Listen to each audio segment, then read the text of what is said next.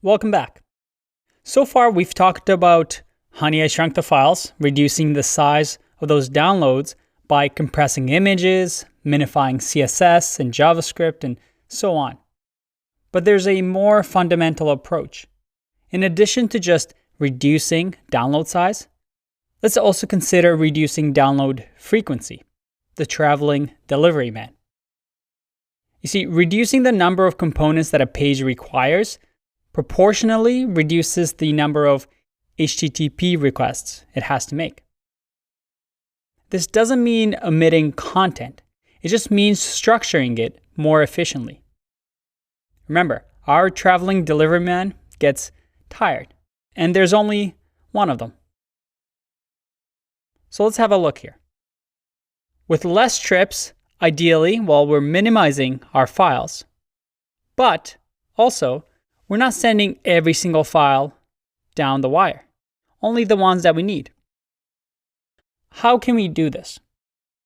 Well, for example, if you're using Bootstrap or Foundation or anything that helps you with your UI and adds new CSS files, ask yourself, are they really necessary? Or could you use Flexbox or CSS Grid, which are superb alternatives, and they're both native. You don't have to download those massive Bootstrap or Foundation files. Same with JavaScript and JavaScript libraries. They're really convenient, but not always necessary. Take jQuery, for example. Element selection, which is why jQuery was initially so popular, has been greatly simplified thanks to new methods in JavaScript like Query Selector and Query Selector All. And we even have event binding made easy with add event listener, class lists, set attributes, so on and so forth. So if you must use a library, find maybe libraries that are lightweight. And think twice before you just pile on another script or another library just for some cool animations on your website. Finally, with images, be careful and don't make your website just full of them. In the past, we had some things like sprites where you had one image, and based on CSS positioning, you can have on this one image multiple images that get only displayed based on the CSS that you use. But you get the gist, right? Just have less files and don't make the delivery man work so hard. Now, you must be asking yourself, can we just tell them to carry all the files at once? What's the big deal? Once again, life isn't that simple. Thanks to the HTTP protocol, our browsers will only simultaneously download a set maximum number of files from one domain at a time. And this ranges from 2 to 6, depending on your browser. And I'll leave a resource for you in this video so you can see how many max requests or max concurrent requests your browser can make. But again, be careful.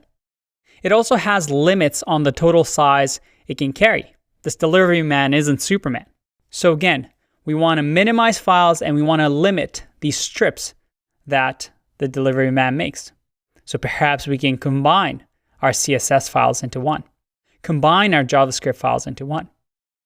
We'll talk about HTTP 2 in an upcoming video and why this process might get improved in the future. But for now, let's review. When we open up Google Chrome and we type in superfresh.com, we request from the server a few things. But knowing what we just learned, we can optimize this process, right? We can minimize our files, and then we can also limit the number of files that we deliver.